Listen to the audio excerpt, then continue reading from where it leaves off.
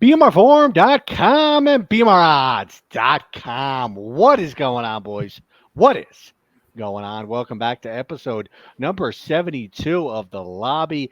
As always, the man with the Cowboys jersey on representing Mm. his team, Mr. Sam's in charge. And Sammy, real quick, while you got that jersey on, I read a report just a little while ago. I think it was Jerry Jones is apparently getting fed up with Mike McCarthy. How do you think that's going to affect things moving forward here during the season? I mean, yeah, we're going to get into that, breaking down the divisions and everything going. So we'll save that for like 5 minutes from now when we start All talking right. about the NFC East breakdown. I just wanted to mention it because you have that jersey on. And Oh, yeah. and I mean, it's been what's Super going Bowl on with the hair, bust. by the way, too? What do you mean? The hair's looking beautiful. What are you talking about? You're just It's jealous ready. every week in and week out. That's fall ready. The ability. We got the beautiful stash going as well. It's actually been an expensive day here. I had about 7 trees taken down. I had to do like the non-grocery, grocery list, where you're getting all the medicine and dog food, treats, toilet paper, paper towels. It's been an expensive day here. About that. Ready to make some bets, win some money. There you go. There you go. And then last but certainly not least, Mr. Donnie Rightside. What's up, Donnie? Yeah, I guess if Jerry Jones is upset with his head coach, I guess he sort of lays on his pillow and goes, hey, look, my franchise is worth over $10 billion now on the latest report. So I think he'll sleep certainly fine. Exciting week this week, week number 2 of the preseason action. You might get a look at some starters here. Major League Baseball, I'm telling you, the NL West right now, and in play you have the Arizona Diamondbacks and the San Diego Padres winning again today, as it looks like. Can't stop those teams and the Dodgers. Watch out for the NL West. But I'm excited, man. Next weekend, college football is here. I mean, yes. We're here. We're almost to the finish line, boys. That we definitely are. Sammy, let's dive right into it. Let's talk a little tennis. How's the tennis thread looking? What's going on over there? Tennis, they're in Cincinnati this week. Couple Master 1000 on the men and women's side. We're only a couple weeks away from the U.S. Open. I will be running another U.S. Open contest for the last Grand Slam of the year. So it'll be a $200 winner take all, the same format as it has been, where you'll pick 4 men's and 4 women's, only 2 of them ranked inside the top 5. And you get points for as long as they go. Most points wins. Right now we're at 53 units with a record of 600 wins and 484 losses. All righty. Well, thank you, Sammy, on behalf of everyone here at the forum for, doing that contest. I'm sure everyone's looking forward to that. As with all our contests, guys, join them. Why not? It's a free shot at some Bitcoin, at some points, at some baller coins. I mean, there's a lot of stuff to be given out. Just a quick recap. We do have our 20K NFL Pick'em contest. I mentioned it last week. I do, particularly like this contest. Pretty straightforward. You pick based on confidence picks, and then you also have the weekly segment prizes as well. So you have the full season prize for the whole 18 weeks, and then you also have that segmented prizes as well. So definitely a chance to get your hands on some money there. And then you have the Pick the Dog contest. And Sammy, you want to break that down for us a little bit? Yeah, basically pick an underdog. Most underdogs pick throughout the season. I forget, what's it, 48 plays? 48, yeah. 48 plays exactly. So you got to be strategic as far as 44, excuse me. 44, yeah. So, do you want to play early or play late? And you're going to see a lot of Hail Marys starting in week 10 when guys are behind. They're going to pick the biggest dogs of the league. Try to get the best strategy is to win early, because there's going to be Hail Marys late to try and play catch up. Yeah. Exactly. And first prize there gets you $1,000 in cold hard cash. So definitely go ahead and join that. And guys, we have our last and final poker tournament of series event this coming Sunday. So if you guys have not already received a private message from myself in regards to that, and you think that you are eligible, please feel free and reach out, and I'll definitely look into that, shoot you over the information. But, it's always a good time with that final event. A lot of great baller coins to be had on the line for that. So make sure, you look up to see if you're eligible. I took a look. I think I caught everybody, but if there's anybody I missed, like I said, please definitely feel free and reach out, because I don't want you to miss out on all that action.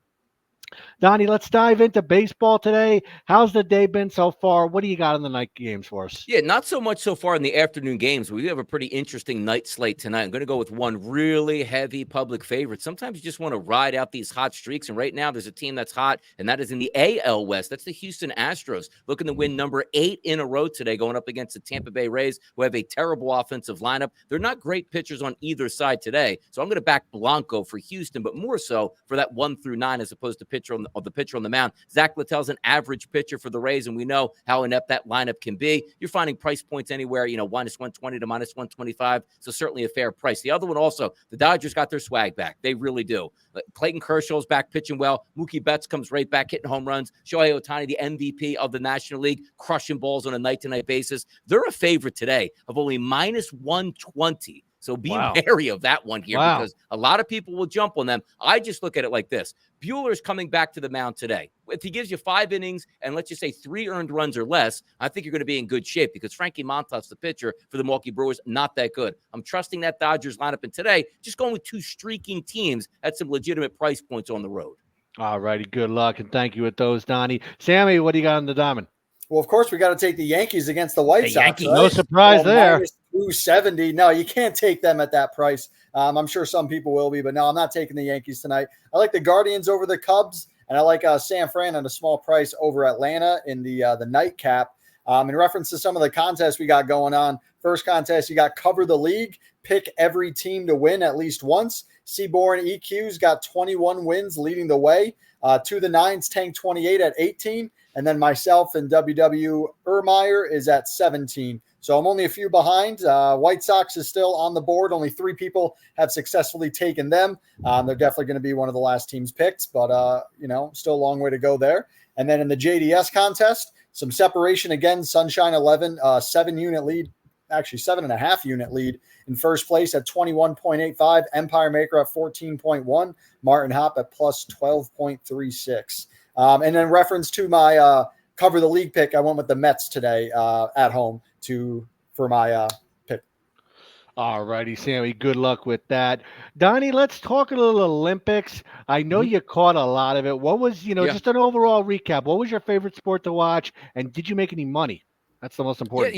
Yes, there was a couple of pretty good boosts there given out on the sports books here. I'm not necessarily like a day-to-day better in the Olympics, but if I see a good price, I'm going to jump on it. Now, granted, we all thought Team USA, both sides, men's and women's basketball, were going to win the gold medal, but at the same time, were you laying minus 1,000, minus 550, and all that good stuff? And also, take a look. Let's just start here.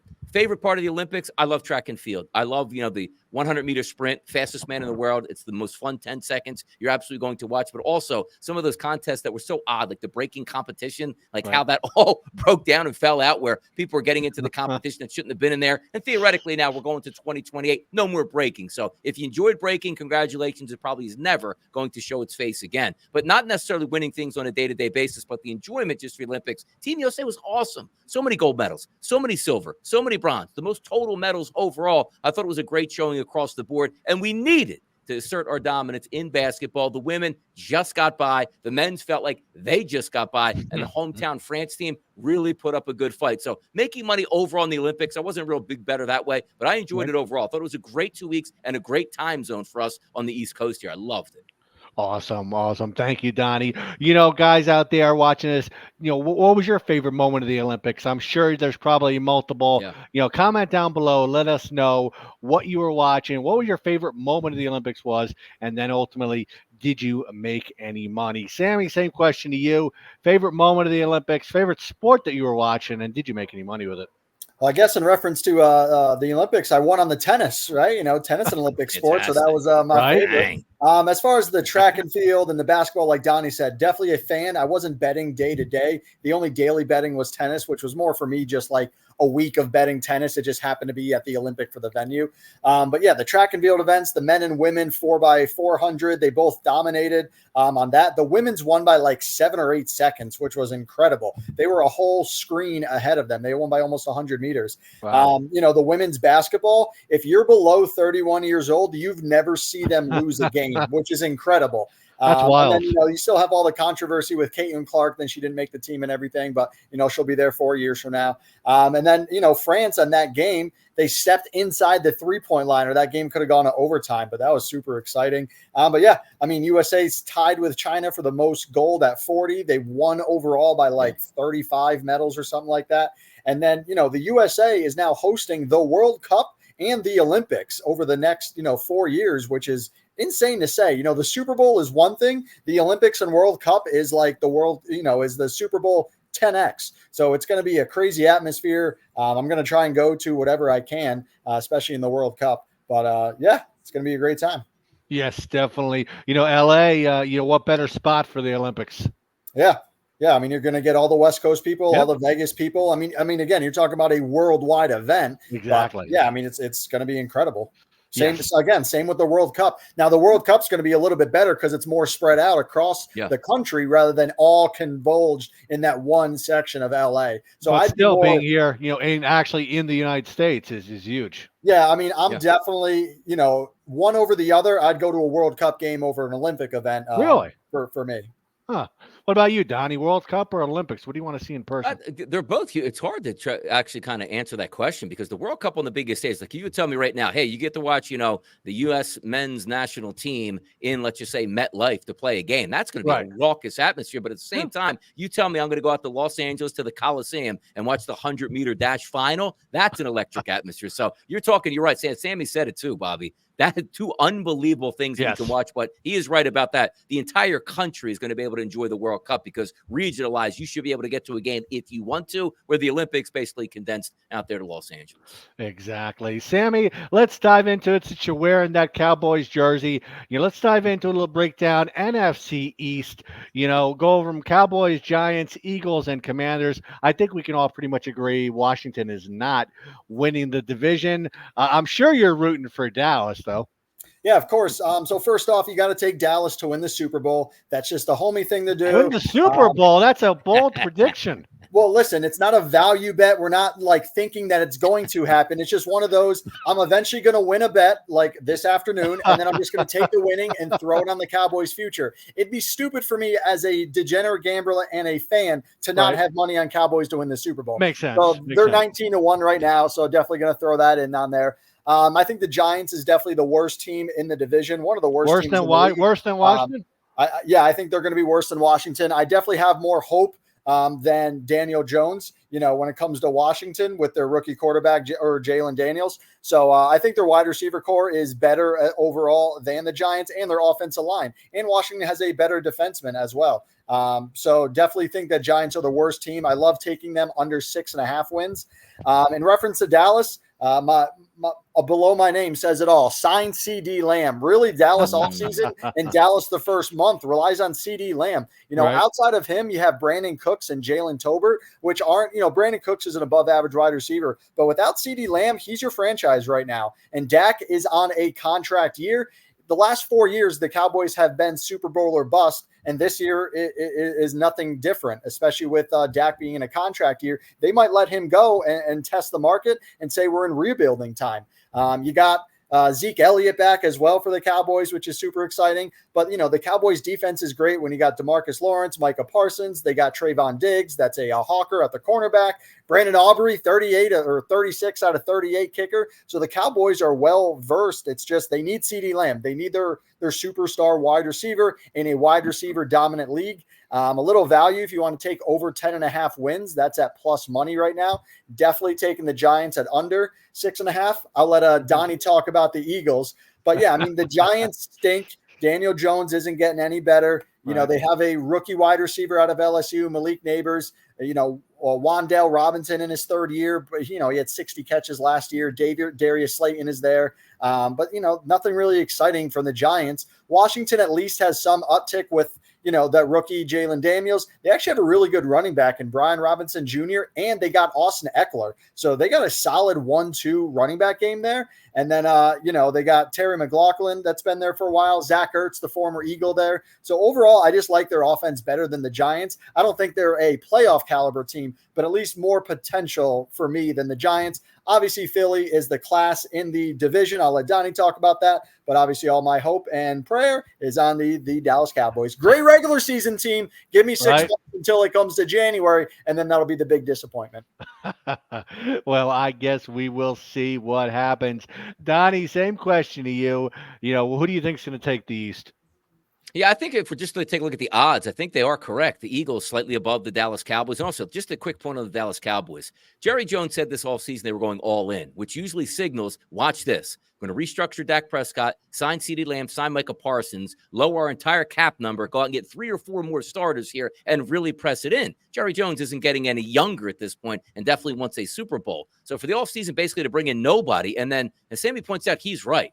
CeeDee Lamb is a top 5 at worst wide receiver in football. If you look last year, I wonder who led the league in catches. Oh, it was CeeDee Lamb. And look at the volume that CeeDee Lamb got for the Cowboys. He almost had 1,000 yards more than the second leading wide receiver on the team last year. That's how important he is. And just to piss him off and not sign him when you know he's eligible for the extension and deserves it certainly is kind of baffling. So if we're looking at a team going into the NFC East this season, Dallas doesn't have some very good vibes here. If we flip it over to the Philadelphia Eagles, nobody likes the way in Philadelphia that the season ended last year. You were 10-1 after you beat the Buffalo Bills. Everything was looking rosy. Maybe you weren't the best team, but certainly there was an aura about that team that completely collapsed down the stretch. And the one thing that you will remember off of the Super Bowl year, which the Eagles were great, they had 2 very good coordinators. One on defense, ends up Jonathan Gannon getting a head coaching job in Arizona. The other one was Shane Steichen, the offensive coordinator. He gets the job for the Indianapolis Colts. They had 2 straight-up strikeouts on the defensive coordinator and offensive coordinator. They remedied that in the offseason. Kellen Moore, veteran offensive coordinator, Sammy knows him well from his Dallas days, going to get that vertical passing game, a massive upgrade last year to the offensive coordinator that they had. Also, Matt Patricia was calling the signals for a while for the Eagles last year. You know that was bad. Vic Fangio, dyed-in-the-wool defensive coordinator. No balls, no bust. He's going to blitz. He's going to have fun with the defense. They're going to be prepared on a week-to-week basis. So that's a good sign here. I like the offseason move, Saquon Barkley. That offense is going to hum. It's just a matter of Vic Fangio can get that defense in line. And the Washington Commanders, right around that 10 or 11-1 price to win the NFC East, they basically got a brand new football team over the offseason, which I really enjoy. I'm high on Jaden Daniels, the quarterback. I think he's going to be a wonderful kid. I think he has a big-time arm and loves to run out of the pocket. They'll be fun. A plethora of wide receivers, as Sammy pointed out, good running backs here, and a solid defense, and a brand new head coach, and no longer under that Snyder regime. I think good stuff is on the horizon for them. The New York Giants, the best thing I could say about them is I think they'll be competent on a week-to-week basis, but that doesn't equate to wins here. You're looking at an offense with Daniel Jones, like the ceiling is like 17 touchdown passes for the season. That's not going to work. You draft Malik Neighbors. He needs a quarterback. He doesn't have a quarterback. You lost your running back. You got a Singletary out here. You got some, low-level draft picks. That's not going to work. The offensive line is average at best. The defense literally has 2 players on it that you would actually notice. It's not going to be a good season for the Giants whatsoever. But if I had to pick, and again, since 2004, nobody's repeated champions here in the NFC East. The Dallas Cowboys won it last year, so theoretically, they're not allowed to win the NFC East this year. I'll go with the slight nod to the Philadelphia Eagles. All right. Thank you, Donnie, for that wonderful breakdown. Sammy, let's jump into the AFC East. Bills, Dolphins, Patriots, and Jets. I think this will be a little more close of a division. What do you like here? Yeah, this is actually the most competitive division in football. Take out the Patriots. The Bills, the Dolphins, and the Jets, they're all plus 180. So, they're all 3 of them are basically tied. 10.5 wins for the Bills. The other 2 are at 9.5 with over odds on the favorite and Bills on the underside. So all of them are pretty much projected for that 10 win total. And New England is 4.5 wins. And I like the under 4.5 wins with New England at plus odds. To be honest, they might get 1 win out of that division. So if they go 1-5, now they have to find 4 wins outside of the division. And looking at their schedule, I can maybe find them 2 or 3 wins. I don't know. I guess we'll see what happens over there. But it's their first year in however many years without Bill Belichick, a complete revamp of everything on that team. So we'll see what happens. But really, you got to talk about the core, which is, the Buffalo Bills without Stephon Diggs. So what's going to happen there? Josh Allen, what other weapons are going to step up for him? You got Khalil Shakir. You got a rookie from Florida State, Keon Coleman. And then you got Curtis Samuel. That's a veteran. I don't love them to win the division. I'm going to go with the New York Jets and hope for that story tale, regular season, just, Aaron Rodgers last year, 9/11, coming out with the American flag, obviously bust himself, plays 3 plays. So what will happen? Obviously, that team is ready to win now. With that offense, you got Breece Hall, you got Garrett Wilson, you got Sauce Gardner. You can name all the guys over there. So all they need is a quarterback that is capable and willing to throw the ball. They have the ability to protect him. So we'll see what happens with the Aaron Rodgers experiment this year, and then hope for a better result. But then you also got the Hawk Tua and Miami Dolphins, who still have Tyreek Hill and Jalen Waddle. I think Tyreek is looking for teenage number of kids. I think he's up to 11 or 12 right now. So he's got a whole roster himself. Yeah. I think he's looking to build a defense now. But, that Hill-Waddle connection is there. Odell Beckham might be there as well. Calais Campbell, you got Jalen Ramsey at quarterback. So that's another high-powered offense. It's just who's going to slow them down. So this division is wide open. Pick your poison at plus 180 and hope for as competitive as it's supposed to be. All righty. Awesome. Donnie, thank you for that, Sammy. Donnie, what's your thoughts on this one?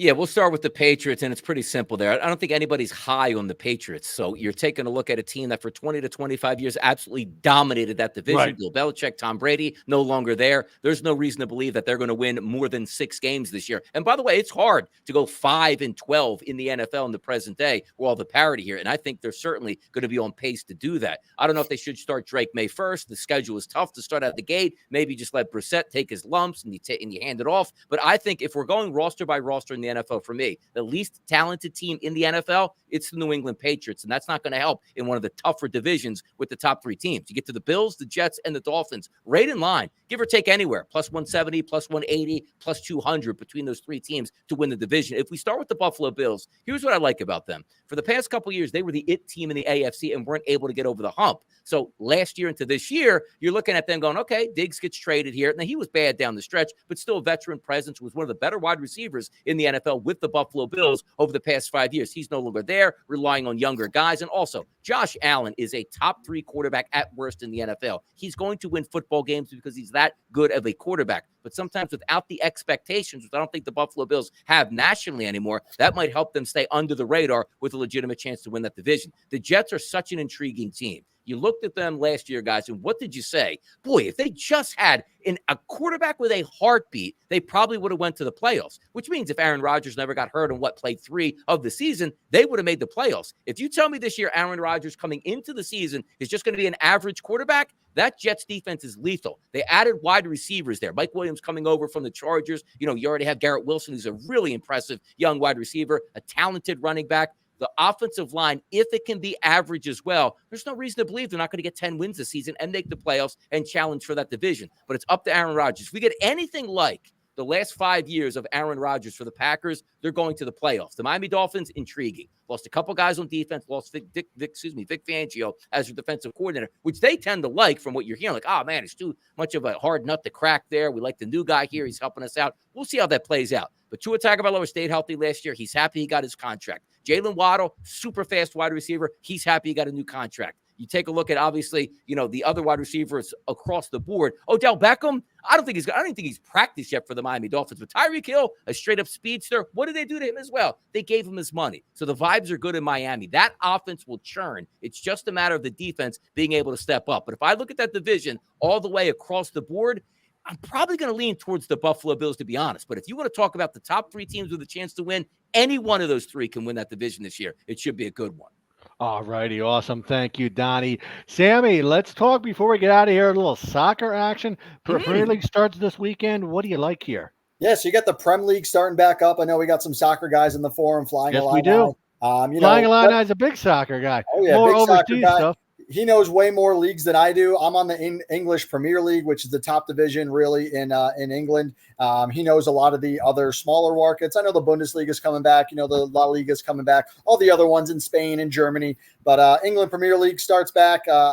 They show a lot more of their games, right, on Peacock and on USA. So I definitely pay attention to them. Man City, is the class over there. My brother's a big Man United fan. I think they came in 6th last year. So definitely hope to see them improve. And their head coach has been wishy-washy. But they did beat they won the FA Cup last year, which is the only reason why he didn't get fired. But yeah, definitely excited. It's just like any other sport in the regular season. When it starts, everyone has all the hope and potential, and the fans are at their highest peak of energy and excitement. And then as the weeks go on, the energy level decreases as their teams crash and burn their dreams of the season. But we're at the peak of excitement right now, so everyone's ready to go. Just like what will happen with the Cowboys this upcoming season. Except for them, they make me drag on for 6 months. It's not like the Giants where they're going to be out in the first month of the year. Pull the Band-Aid slowly. Yeah. What? Side note, selfishly speaking, I turned 34 on Monday. Oh, happy birthday. Yeah, up there. So, all right. I'll be going Almost out ready this to weekend. retire. And then on Monday, I got a group of friends. We'll go out to a local restaurant, get 34 wings. They do a free wings for your birthday, as well as I'll get a buy one, get one 24-ounce drink. So that's pretty cool. So what do they give you the amount of wings that it is your birthday? Yep. That's pretty so good. If you're, so like when we go this year for my dad, he's turning, I think 64, 65. Right. So we'll get that amount of wings. Yeah. Wow, that's awesome. Yeah. So if you got a big group, awesome. it gets better as the years go on, because now I get more wings. Awesome. Well, enjoy that, Sammy. We'll have to hear all the selections next week that you chose. My favorite is definitely the garlic parmesan. Side note. Yeah. Garlic parm. You know what? Here you go. There's another question: bone in versus boneless. Bone in. Come on. No. Bone. You got to go boneless. You get more meat with the boneless. I'm bone in at home and I'm boneless at a restaurant, because bone in is very messy. So I like to, wash your hands at this. Whereas boneless at a restaurant, eat it with a fork. But yeah, I'm definitely bone in over boneless. It's the same meat though. What's the difference? You're eating the same meat. I don't know. It's more of like a chicken tender rather than like, on the, it's the authentic version of eating the, it's the wings, how they're designed to be eaten. Correct. Yes. Well, we could save that, this debate for next week, guys. All righty. BMRforum.com, BMRodds.com. You guys have a wonderful week and we will catch you on the forum. See ya.